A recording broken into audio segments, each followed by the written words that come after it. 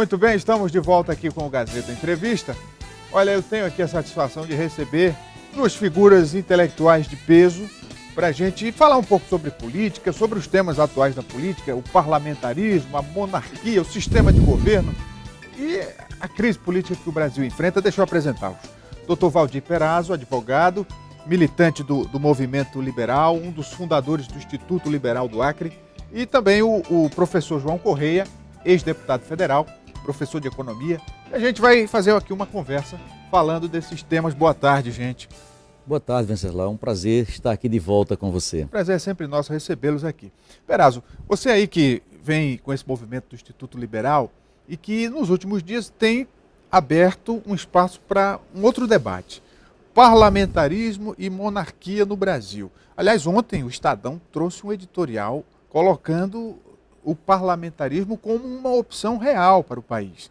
Gostaria da opinião de vocês. Aliás, Venceslau, eu queria aproveitar para lhe fazer uma doação desse livro de autoria do príncipe Dom Bertrand de Orleans e Bragança, né? Sim. Um debate interessantíssimo sobre a questão ambiental. Psicose ambientalista. Tem gente que faz terrorismo com essa questão ambiental, daqui a pouco a gente fala disso. Sem Mas dúvida. vamos começar com parlamentarismo, monarquia. Olha, Venceslau, por que eu me tornei monarquista parlamentar? Aliás, com certeza João leu também. Eu li há alguns anos atrás uma obra que eu acho fantástica do Joaquim Nabuco, meu conterrâneo, que tem um livro autobiográfico chamado Minha Formação. Nesse livro autobiográfico de Joaquim Nabuco, ele faz uma defesa brilhantíssima da monarquia parlamentar e se fundamenta num autor inglês, Walter Bagehot, que escreveu um livro sobre a Constituição inglesa. E eu confesso a você que ele me convenceu. Eu realmente hoje sou um monarquista parlamentar. O parlamentarismo, eu creio que seja mais palatável para a sociedade brasileira. Agora, quando se fala de monarquia, aí já é uma coisa mais distante, professor. Como é que o senhor vê isso? Olha, eu acho que o doutor Perazzo, a par de todo o seu trabalho, que foi um dos maiores defensores públicos que nós já tivemos, Obrigado. Hoje um advogado de alta qualidade, né? Obrigado. E tem esse tipo de iniciativa muito positiva, que é a questão do liberalismo. Quando você vai falar em liberalismo e você liga o liberalismo com a situação que o Brasil vive, aí o debate sobre o parlamentarismo realmente é avulta. Por quê? Venceslau, eu recordo que eu já tive um debate desse tipo, não com o doutor Perazzo, mas com o então deputado Sérgio Taboada, Sim. Meu querido amigo, lá atrás, 90 e poucos, quando houve o plebiscito. 93. E o Taboada defendia o parlamentarismo e eu defendia regiamente o presidencialismo. Eu quero dizer que eu estava enganado, que eu estava errado. A crise atual no Brasil mostra que a perspectiva do parlamentarismo, com o parlamentarismo, nós teríamos superado isto com muito maior rapidez, com muito menores custos. Nós não precisaríamos ter 14 milhões de desempregados, o país passando por uma crise horrorosa, porque o parlamentarismo teria, digamos assim, facilitado a superação. Agora, de fato, na questão da monarquia, o que acontece? Eu sei que a base do argumento do Dr. Perazzo, ele vai expor, é que, de fato, há uma série de monarquias que são estáveis, cujo parlamentarismo é bastante estável há bastante tempo. No entanto, eu acho que você tocou um pouco na pergunta a ele, o problema que eu acho maior é que este retorno vai estar muito distante da população brasileira atual. Quer dizer, além da questão, eu sou um republicano convicto, eu acho que os homens são iguais e precisam ser iguais sob todos os aspectos, né? Então, nesse sentido, se eu tivesse vivido, doutor Perazzo, na época da monarquia, eu teria lutado contra ela. Mas antes de voltar aqui para a réplica do Perazzo sobre a monarquia, eu quero dizer o seguinte: mas o Brasil já vive uma espécie de parlamentarismo, que não está oficializado, mas que na prática é o que acontece, né? João Correia, você que já foi deputado federal, hoje o governo, o presidente não governa se não tiver uma base aliada e se não conciliar os interesses do parlamento.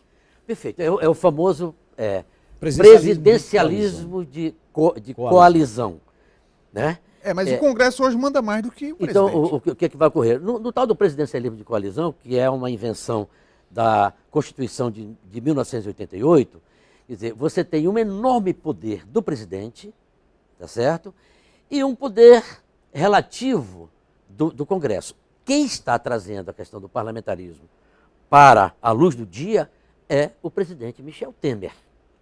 Ele sim está trazendo a questão do parlamentarismo e acho que o Estadão pode estar certo. Eu acho que esse debate tem que ser refeito, tem que ser recolocado, porque o Brasil precisa superar isso, Venceslau, precisa superar esta crise. E o presidencialismo é o passaporte para a crise, o passaporte para os golpes. Nós estivemos tá muito certo? perto de termos 4 presidentes em 4 anos. Se aquela denúncia do Janot passa, o Temer ia ser investigado, não se sabe o que poderia acontecer. Se ele cai, assume o Rodrigo, convoca a eleição indireta. Quer dizer, fica muito fragilizado o país. Sem né? dúvida. Mas olha, Venceslau, com relação à monarquia, que eu ainda não me Sim, pois é, agora eu quero o seu argumento. Na realidade, o Brasil tem uma experiência, uma larga experiência sobre a monarquia. Na realidade, antes da declaração da independência do Brasil, nós já vivíamos sobre uma monarquia enquanto colônia, fomos Reino Unido de Portugal. Nós fomos o Reino Unido de Portugal. E depois vivemos tranquilamente com estabilidade, unidade e continuidade durante um período monárquico que foi de 67 anos. O Brasil viveu sob a monarquia, João, 67 anos. Isso é um período estável. Toda a instabilidade política do Brasil é no período republicano. Veja você, Venceslau, que desses 100 e poucos anos de república, 35 anos foram de governos de exceção. Sob Getúlio Vargas, nós vivemos 15 anos numa ditadura. E várias constituições. Sob o governo de Bernardes, nós passamos 4 anos no estado de sítio. Depois do golpe militar, que nos legou 21 anos de ditadura militar. Então, a República só nos trouxe instabilidade política, diferentemente da monarquia. Ora, sobre um rei, qual a diferença de um rei, João? E aí, nosso ponto de controvérsia. Um rei, ele não é nem um partido político, é uma criança que é educada desde o berço para ser um chefe de Estado, diferente de um presidente da República que pode ser um improviso como foi a Dilma Rousseff, que terminou no impeachment, que não tinha nenhuma experiência política. Aliás, numa monarquia parlamentar, ela jamais seria sequer ministra, porque a formação do gabinete se dá dentro do parlamento e ela nunca foi parlamentar. Para ser primeiro-ministro tem que ter ideias, tem que ter algo produzido, tem que ser uma pessoa notável, de forma que ela jamais seria nem sequer ministra num governo parlamentar. E o que o João disse aí é uma grande verdade, Venceslau. Ora, essa crise que nós estamos vivendo, que é uma crise política, uma crise moral, uma crise ética, uma crise de desemprego, uma crise de credibilidade do parlamento, um monarca como Dom Pedro, com a sua autoridade moral, ele já teria zerado, convocado novas eleições e constituído um novo governo. Agora, vejamos, isso a nível de debate é muito saudável. Agora, para que o Brasil adote um novo regime, é preciso, no mínimo, uma consulta popular, né? Sim. Um referendo, etc.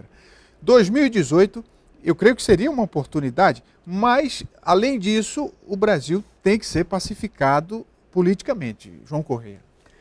Eu queria só fazer 2 adições à noção do Perazzo, no seguinte sentido, doutor Perazzo. De fato, a monarquia, os argentinos morrem de inveja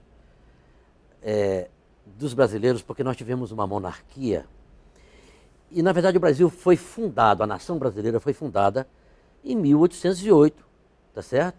Na fuga da família real para o Brasil, e o Brasil tornou-se metrópole. O Brasil é o único país das Américas que foi metrópole.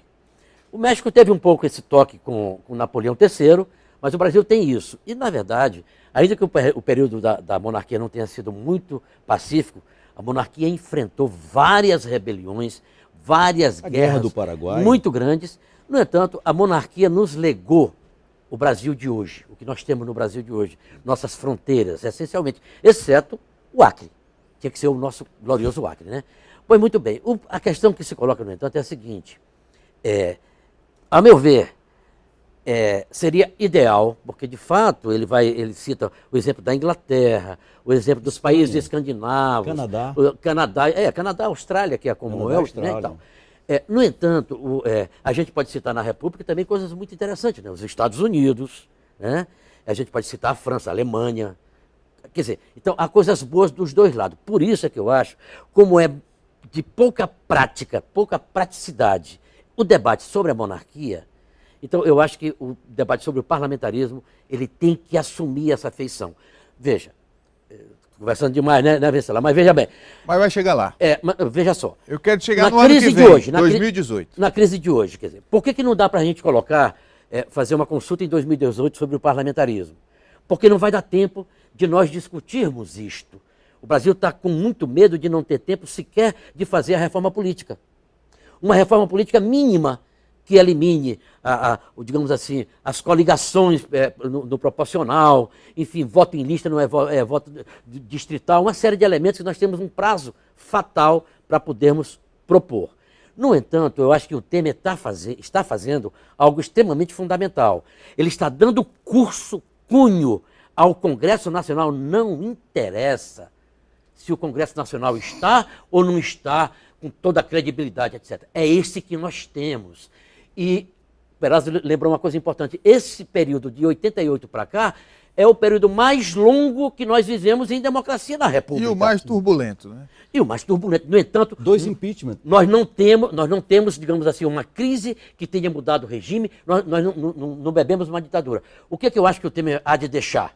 Ele há de deixar o seguinte, a meu ver, no meu sonho, há de fazer as reformas, todas elas, no que for possível. É por isso que estão querendo derrubar o homem. Por isso que tentaram derrubar o Temer. E um pouco, sabe, doutor, quem tentou derrubar o Temer foi a nobreza, porque o Brasil tem uma nobreza não, digamos assim, não explícita. Você pega, por exemplo, o pessoal do parlamento, do judiciário, dos tais operadores do direito, e verifica, é uma casta tão violenta, é isso que me dá um temor em relação à monarquia. É que, de repente, se criar mais uma casta. Não, a nobreza vai fazer concurso para ser e tal, e aí você tem uma nobreza muito ruim. Você sabia, Venceslau, que a desigualdade de renda no Brasil tem muito a ver com o pagamento desse pessoal do Estado, certeza. Que ganha acima de 50 mil reais? O tempo está acabando, eu quero encerrar o debate só dizendo o seguinte, para qualquer problema, mais democracia, capitalismo e democracia, eu acho que... Livre iniciativa. Esse tripé, né? Pluralidade. É o que resolve, pelo menos tem sido assim nos países desenvolvidos. No mundo moderno. Na realidade, quando ele fala em democracia, ele diz que a situação atual, que se criou uma verdadeira casta, na realidade, João, isso aí não foi criado pela monarquia, nem pelas ideias monárquicas. Na realidade, isso foi criado exatamente pelas ideias contrárias à monarquia, que a ideia de igualdade é uma ideia da Revolução Francesa, que terminou chegando na Revolução Bolchevique, no comunismo. Então, a Constituição de 1988 é uma Constituição marcadamente esquerdista. Aliás, se não tivesse havido a participação de Plínio Corrêa de Oliveira com um livro que foi fundamental, que terminou no Centrão, João, nós ainda seríamos muito mais do que somos uma Constituição esquerdista que criou muitos direitos sem prever deveres. Eu quero propor aqui um novo debate para a gente trazer mais temas atuais e trazer o debate para o Acre, né? Porque o Acre também tem um papel fundamental na democracia, né? Histórico, né? Aqui está o livro Psicose Ambientalista, quer dizer, o Acre como um ícone da política ambiental, isso é um outro debate que eu quero propor, mas eu quero só fechar com a opinião do João Corrêa sobre essa dicotomia, né? Liberalismo, socialismo, enfim, a democracia, eu acho que carece desse debate. Essa questão do socialismo e liberalismo e democracia está superada, foi superada. O socialismo tornou-se o socialismo realmente policial. China matou 50 milhões, União Soviética 20 milhões, o Camboja 1/3 da sua população, Cuba, enfim. O socialismo foi superado, foi suplantado, foi enterrado com a queda do Muro de Berlim. Então, a livre iniciativa, tá certo? Os investimentos, a busca de inovações, a modernidade, é algo realmente fruto do capitalismo. E não tem outra alternativa. Ele vai permanecer durante muito tempo, porque ele permite isto e permite a livre iniciativa junto com liberdade. Isso é absolutamente fundamental. Isso é superior. O socialismo já teve seu papel. Foi soterrado, foi enterrado, e que lá fique bem direitinho. Tá certo? Vou fechar o seguinte, dizendo que o regime que te dá o direito de discordar e ser respeitado por isso, eu acho que não vai cair nunca, não é? O Instituto Liberal é que levanta essa bandeira. Numa outra oportunidade a gente continua esse debate. Obrigado a ambos pela vinda aqui. Eu que agradeço. Estamos às ordens. Vamos fazer um intervalo. O Gazeta Entrevista volta já.